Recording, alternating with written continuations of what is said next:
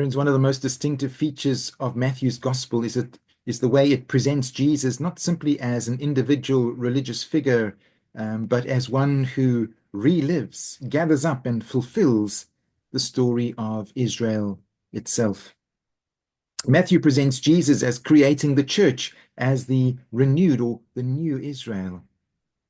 And so Matthew, the most Jewish of all the Gospels, appealing to a Jewish audience, wants his readers to see Jesus as walking the ancient path of Israel again, and this time faithfully, this time fully, so that Israel's vocation might at last be redefined and brought to fulfillment in Jesus. And we see this from the very beginning of the gospel. According to Matthew, Jesus is born under threat, just as Moses was.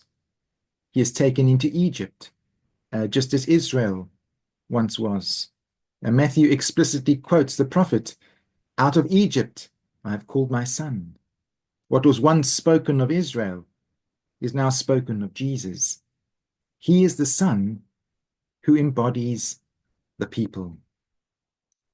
In baptism, he passes through the waters and then enters the wilderness, where he is tested for 40 days, echoing Israel's 40 years of testing in the wilderness. But where the early people of Israel struggled with hunger, temptation, idolatry, Jesus remains faithful. Later on in Matthew, Jesus calls to himself 12 disciples. Matthew, like the other gospel writers, is thus presenting Jesus as reconstituting and renewing the 12 tribes of Israel, not from the top down, but from the bottom up. Matthew is not being subtle in his gospel. He wants us to understand Jesus is reliving Israel's story, bringing it to its true fulfillment, not as a geographic or political entity, but rather as a servant people of God, that is, as shown at the end of the gospel, to embrace and comprise all people and all nations. The new Israel, a servant people from all nations and for all nations. And it is within this framework that the baptism of Jesus must be understood. In the scriptures, water is never just water. It is the place of chaos and danger, but also the place of new beginnings. In Genesis, creation itself begins with the Spirit hovering over the waters. In Exodus, Israel becomes a people by passing through the waters of the Red Sea. And a generation later in the book of Joshua, they enter the promised land by crossing through the Jordan River.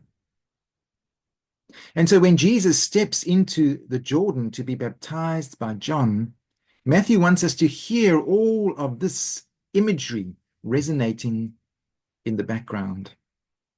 The parting of the heavens echoes the parting of the seas. Jesus is bringing the ancient story of Israel to its true fulfillment and restoring it to its true vocation.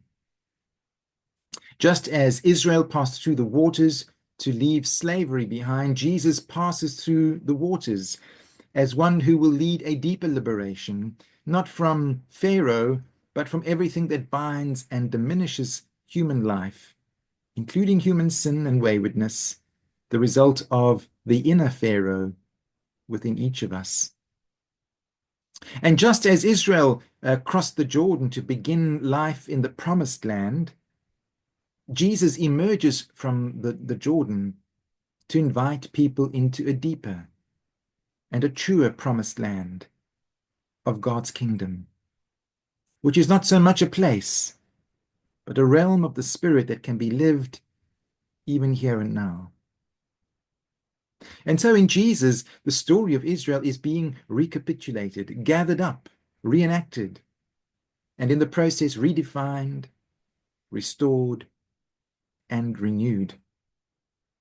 In Matthew's version of the baptism of Jesus, John the Baptist hesitates. He seems confused. Why does Jesus need to be baptized? And Jesus responds with words found only in Matthew. Let it be so for now, so that we can fulfill all righteousness.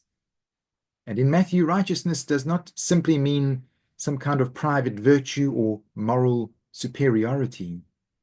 It ultimately means faithful participation in God's saving purposes in the world.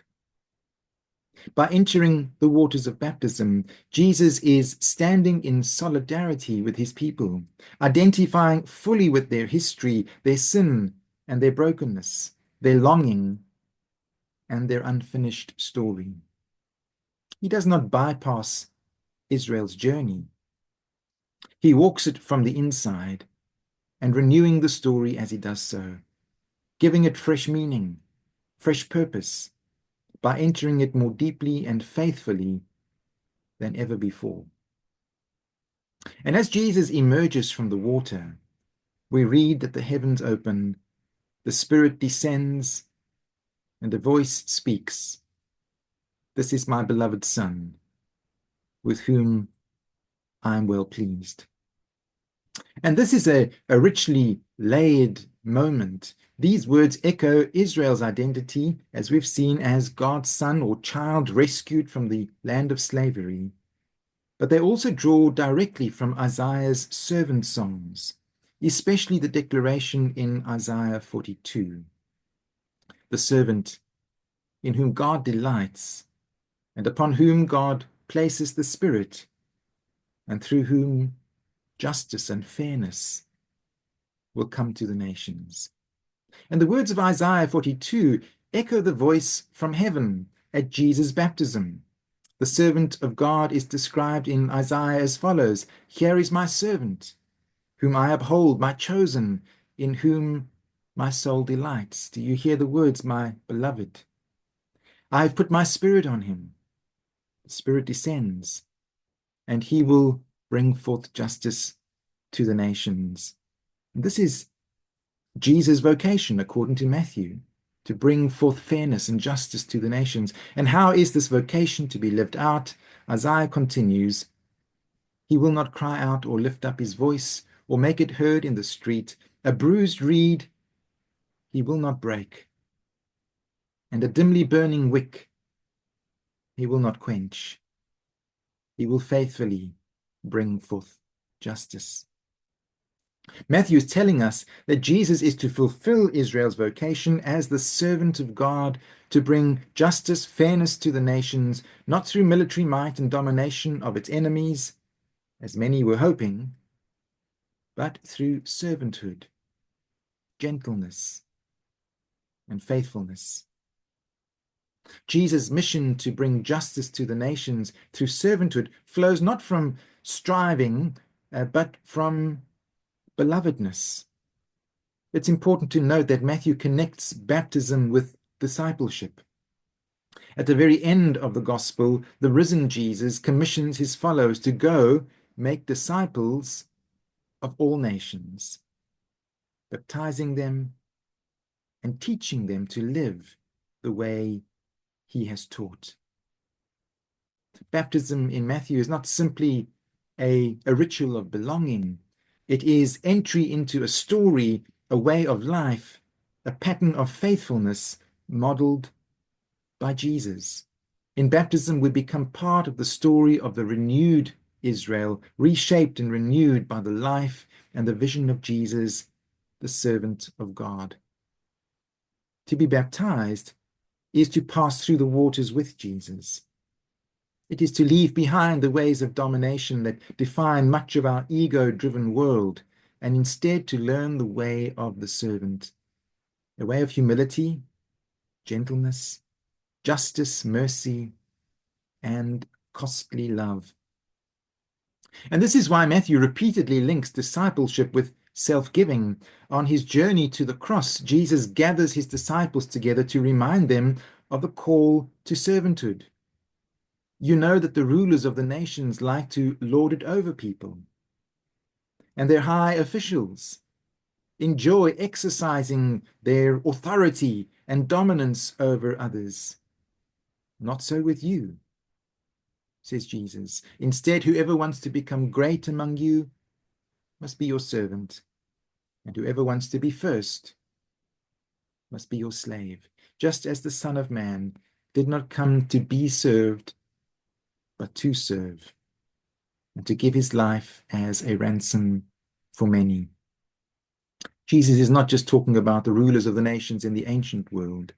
He's talking about the rulers of the nations at all times, who like to lord it over people and enjoy exercising their authority and dominance.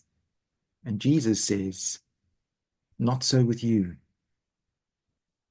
Did you hear the word servant in there that connects with Jesus, God's chosen and beloved servant in baptism? And in Isaiah 42, who will bring justice to the nations, not with domination or military might, but through gentleness, humility, faithfulness, courage, and costly love. And this is the meaning of baptism, and it all flows from that baptismal declaration of belovedness. To remember Jesus' baptism is metaphorically to remember our own. It is to recall that we too, as God's beloved, are being drawn into a larger story, invited to become part of the story of the true and the renewed spiritual Israel, not as an ethnic, political, and geographic entity, but as a servant community made up of people from all nations, defined by the story of God's beloved servant, a story of healing, of hope, of costly and loving service to make the world a more fair and just place. A final comment on the symbolism of the story. The splitting open of the heavens in Jesus' baptism not only connects us with the parting of the waters in Exodus, but also with the splitting of the veil in the temple near the end of Matthew's Gospel. And this suggests that the way of Jesus of costly servant love breaks open the boundaries between the life of heaven and the life of earth, between the so-called sacred and the secular. When we truly live as disciples of Jesus, living out our belovedness in the world, so the way of heaven breaks open upon the earth. The whole world becomes the temple of God's Spirit, the promised land of God's love, and all life becomes imbued with a sense of the sacred. As followers of Jesus, we are not asked to invent meaning from scratch. In the baptism of Jesus, we are invited to step into a story already being fulfilled. And as we do so, the same promise holds. The heavens are open, God's Spirit is present, and a voice still speaks, "You are my beloved. Now walk in my way." As Jesus says soon after in Matthew's Gospel, "Come, follow me." Amen. Just some food for thought on this Sunday in which we reflect on the baptism of Jesus. God bless.